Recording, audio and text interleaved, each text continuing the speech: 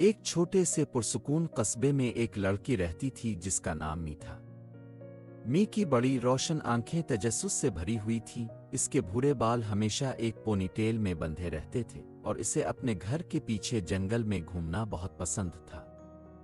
ایک دن کھیلتے ہوئے می کو ایک قدیم درخت کے نیچے کچھ پتوں میں چھپا ہوا ایک چمکتا ہوا پتھر ملا۔ جیسے ہی اس نے پتھر کو چھوا، پتھر نے چمکنا شروع کر دیا اور اس پر ایک عبارت نمودار ہوئی: ایک خواہش کرو مگر احتیاط سے۔ می نے جوش میں اپنی آنکھیں بند کیں اور ایک چھوٹی سی چیز کی خواہش کی، اس کی پسندیدہ آئس کریم کا ایک سکوپ۔ حیرت کی بات یہ ہے کہ آئس کریم واقعی اس کے ہاتھ میں آ گئی۔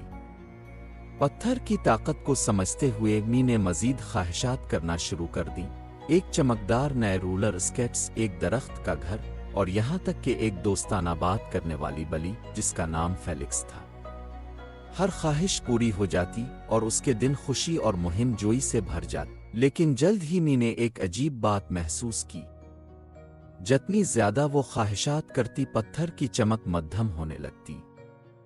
فیلکس، جو کہ ایک باتونی بلی تھی، نے اسے خبردار کیا: ہر خواہش پتھر کے جادو کو تھوڑا سا کم کر دیتی ہے۔